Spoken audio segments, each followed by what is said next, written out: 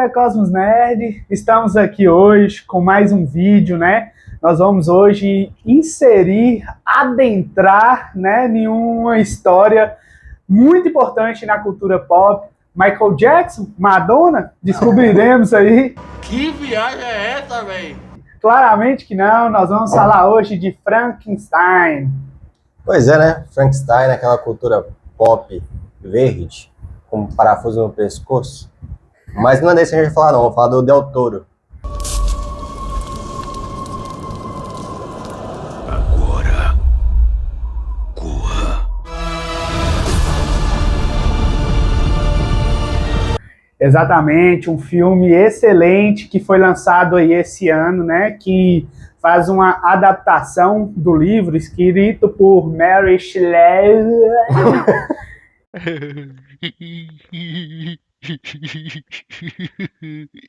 Eu tenho um probleminha. Em 1818, eu acho que essa é uma das obras mais adaptadas na história, né? Tendo, acho que sua primeira adaptação aí em 1910. Sim, foi em 1910, pela Sony, se eu não me engano. Se eu não for foi pela Sony.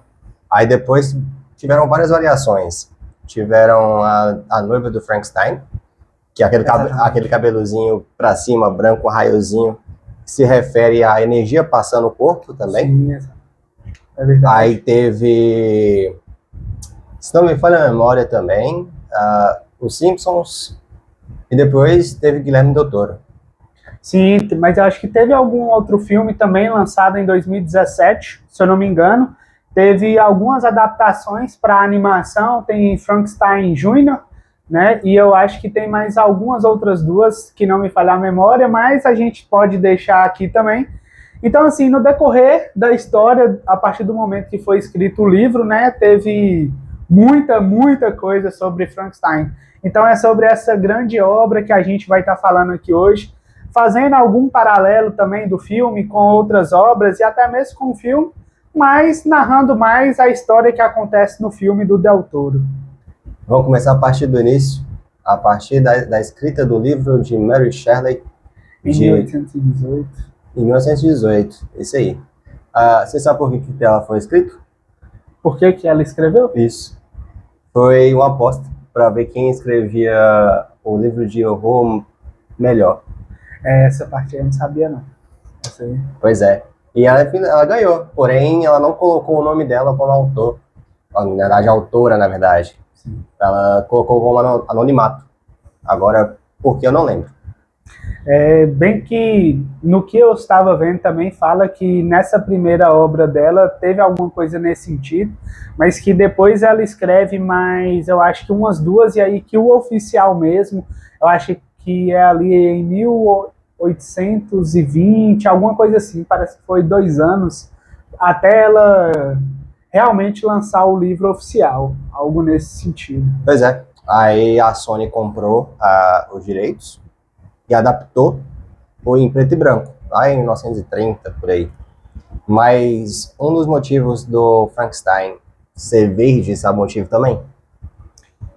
Cara, pelo motivo ele sentia muita raiva igual o Hulk. Não sei, velho, não faço ideia. Não, é por conta que o verde em preto e branco se destacava mais do que outra cor. Aí por isso ficou verde. Será que como é que os dá?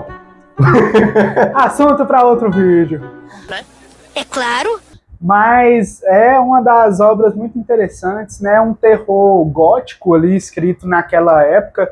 E assim, acho que o que é mais interessante quando você lê essa narrativa é você ver que assim, tudo parte já de um sonho de criança, né? Que é do Victor Frankenstein.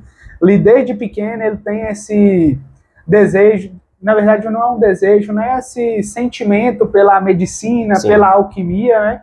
E quando ele entra na universidade, ali, ele tem mais um contato com eletricidade e anatomia, né? E ele desenvolve cada vez mais o gosto por isso e resolve ali tentar embuir vida, né? Num objeto inanimado, e aí começa esse desejo da criação do monstro que hoje nós conhecemos. Sim, e a outra coisa, no livro, não é pela eletricidade que se vem o... No começo do livro, a primeira edição do livro não foi por conta da eletricidade que deu vida ao monstro.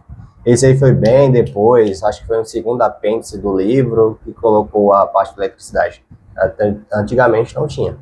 É muito interessante você ver a história sendo contada, né, sendo narrada ali no livro, e principalmente como o Del Toro ele tenta trazer no filme que saiu esse ano de 2025 essa adaptação até um pouco fiel, né, ao livro, lógico que com algumas modificações, né, algumas delas era, por exemplo, a relação familiar. No filme ele traz uma questão de ali um drama com o pai, né, tipo, quase como se fosse autoritário o pai com ele, e assim, no livro ele tem uma infância um pouco menos triste, digamos que a infância dele foi relativamente feliz, né, com os hábitos ali, mas ele traz também uma relação do Victor e do monstro como meio que essa relação de pai e filho também, só que nos livros não é assim, né, a partir da criação do monstro ele já abandona.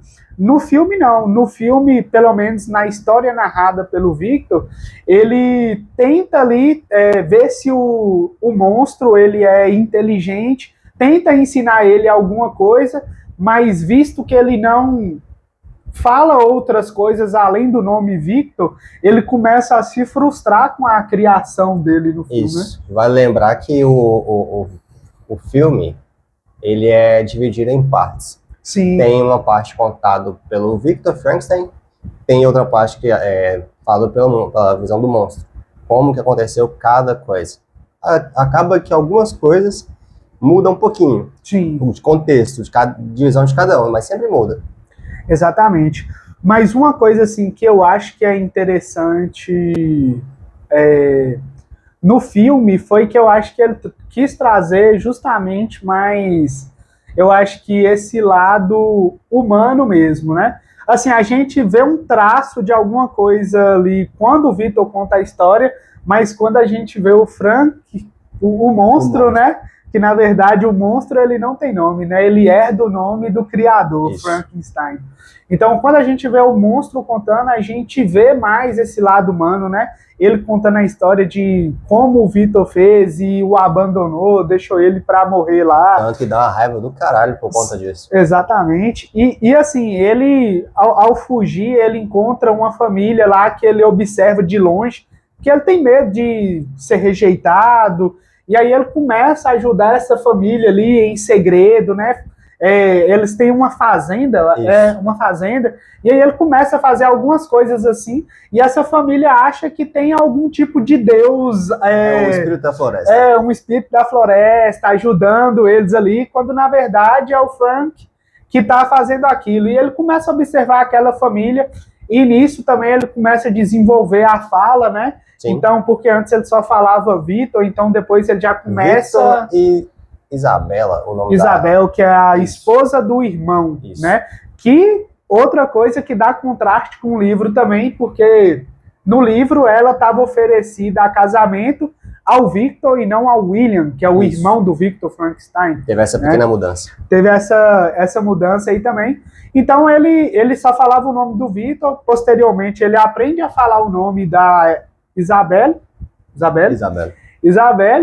e aí ele começa a observar essa família, então aí ele já começa a desenvolver diálogos mais, assim, profundos e tudo mais. Sim. Então ele começa realmente a aprender a falar, né? Só que aí, ele realmente aprender a falar, tanto ler, eu só não sabia escrever, mas lia bem. A família dessa fazenda saiu para poder caçar, para ter dinheiro, por conta que o inverno estava chegando, e ficou um velhinho cego, que acreditava no espírito da floresta. Tanto que aí depois o Victor perdeu o medo e se apresentou para a família, no caso para o velho. E o velho começou a ensinar ele a ler bastante livro, e ele aprendeu a pronunciar as palavras corretamente. Sim. E outra coisa assim que eu acho interessante nesse filme, que a gente está trazendo aqui para vocês até como indicação, é toda a construção pelo menos na história narrada pelo Victor, até ele construir o monstro, né? Então, assim, é num contexto ali de guerra, então ele vai para um campo de batalha e começa a selecionar os melhores cadáveres para poder tirar as partes, tipo assim, digamos que mais fortes de cada um. Então, mostra ele escolhendo as partes, mostra ele costurando, construindo o tecido do corpo, né? Então, assim, para quem gosta de um filme detalhado também, até nesses sentidos, não só, tipo assim, ele criou aleatoriamente ali. Não, mostra todo um processo de criação, né? Ele escolhendo os cadáveres com a ajuda do senhor dele lá, que estava patrocinando a pesquisa dele. E Barão de alguma coisa, não é? Também agora me falha a memória o nome do personagem. Só sei que era Barão. Isso. E aí mostra ele costurando, mostra ele fazendo os tecidos do corpo, mostra ele construindo as bobinas que vai no peito. Exatamente, bobina, assim, tudo. O que ia dar energia para ele poder se tornar um ser vivo. No caso, né? A fagulha de vida. Exatamente. E assim, ele mostra toda essa construção. Então, assim, é um filme que realmente é bem fiel ao livro, né? Não é à toa que ele tem 2h30 de duração. Então, assim, ele é bem narrado, ele detalha muita coisa da história, né? Nada de encher linguiça. Tudo contado certinho, sem pôr, sem tirar. Certinho mesmo. Então, vale a pena assistir. Vale muito a pena, é um ótimo filme, assim, desde o início, né, apesar que tem algumas coisas igual a gente trouxe que diverge do livro, né, a questão da cunhada, que no caso, no livro seria a esposa, e também a questão do monstro ter uma relação meio como pai e filho. Sim. Outra coisa que é modificada também do livro para o filme é a questão de que quando o Victor abandona ele, o Frank, ele se sente, o monstro, ele se sente rejeitado. Então ele parte em uma espécie de vingança contra toda a família ali do Victor. No livro, ele matou bastante pessoas. Matou muitas pessoas, inclusive o irmão do Victor. Ele que matou também. Matou e pede o Victor para construir uma esposa para ele poder passar o resto da vida dele junto. Porque tanto de ler livro, ele descobriu que ele nunca ia fazer parte da humanidade. Ele estava na humanidade, mas ele não ia pertencer. Ele não podia procriar. Não só pelo fato de ele ler muito livro, né? Mas também muito pelo fato de ele ser aquela criatura horrenda que nos livros retrata.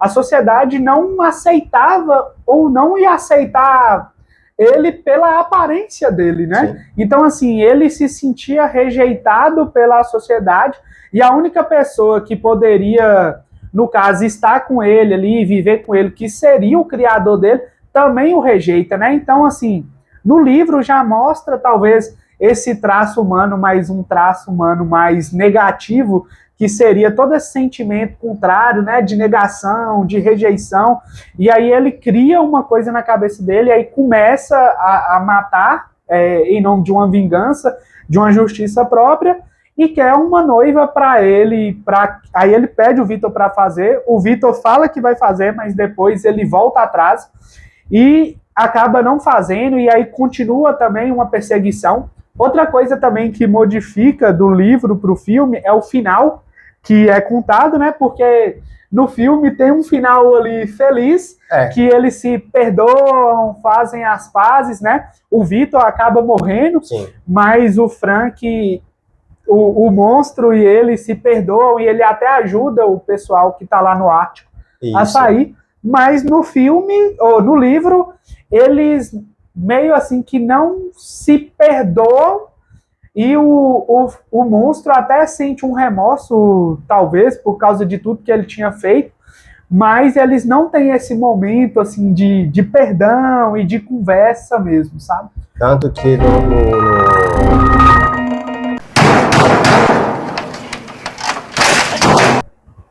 que no filme tem várias referências, tanto do livro e tanto de obras de pinturas de pintores bem conhecidos. Então, cada frame que você for ver no filme é uma inspiração a uma obra. Outra coisa também que eu achei interessante, mas agora não fazendo paralelo com o filme, mas com outros designs dos filmes, foi porque, igual, a primeira adaptação foi o que Bruno começou a falar no início, né? O monstro verde com parafusos no pescoço. Então, assim, na primeira adaptação não tem como se fosse realmente um monstro remendado por partes humanas. É um monstro verde com uma franjinha escrota, com 2 parafusos no pescoço, com Uma aparência... cabeça quadrada parecendo cearense. meio estranho, verde, e esse não, esse a gente já consegue identificar É um monstro emo. não só o ator que está interpretando ele, mas assim, o monstro mostra todas as costuras Sim. no corpo, as divisões que tem, né? Detalhe, Então- não foi nada de CGI. Foi tudo maquiagem prática mesmo. Sim. Tanto que teve algumas cenas que foi 20 próteses colocadas, mas quando chegou na parte, quando foi apresentado o monstro em si inteiro, foi colocada 49 próteses. Essa informação aí das 49 eu não sabia não, mas realmente foram muitos pedaços e assim, é interessante porque é isso que eu falo que mais me chamou a atenção, porque você consegue ver o detalhe no personagem, Sim. né? E assim, além do detalhe no corpo físico, você consegue ver toda uma construção emocional, toda uma construção psicológica sendo feita ali, sabe? Tanto do Vitor, tanto do monstro. E eu acho que outra questão também que a gente pode trazer, agora em paralelo, talvez, com o livro, é o porquê que ele quis fazer, né? No filme mostra que, digamos que o start para ele falar assim, não, eu vou tentar fazer isso aqui, é por causa da mãe, né? Quando Sim. ela morre, então no filme ele ganha uma visão de um anjo também, que ele ia conseguir fazer esse monstro e dar vida a ele, mas o que motiva isso talvez é o trauma ali da Trauma com perda o pai, da mãe. o trauma do pai e a isso. perda da mãe.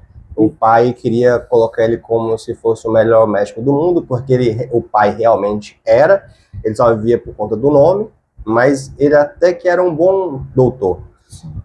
Aí, com o passar do tempo, ele deu um start na cabeça e falou, vou ser melhor que você em tudo.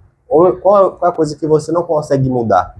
Ele fala assim, a vida não tem como mudar. Acabou, não tem como trazer de volta. Aí ele pode deixar que agora eu consigo. É um filme que vale muito a pena, com certeza, né? Muitas pessoas já viram alguma coisa sobre, mas esse filme de 2025, ele tá assim, Ele supera, excelente. Ele supera todas as obras já criadas antigamente. Exatamente, justamente porque ele traz esse olhar de verdadeiro, assim, igual o livro, e de Sim. trazer os dois olhares. É praticamente fiel, né? É fiel ao livro, né? Então, assim, você vê esse olhar do Victor, você vê o olhar do monstro contando as histórias, né? Então, assim, é um filme. Errou! É um livro que vale a pena ver. E um livro que é bom ler também. Exatamente. Então, assim, é um filme muito bom, né? Então, a gente deixa essa recomendação aqui para vocês. Assistam, tirem suas próprias conclusões e deixem no comentário o que vocês acharam do filme, outros filmes que vocês querem que a gente fale e comente sobre aqui, né? Isso ajuda demais a engajar o canal. Compartilha, comenta se vocês tiverem gostado. Se vocês não tiverem gostado também, compartilha e comenta aí, curte, dá uma engajada aí pra gente. E é isso.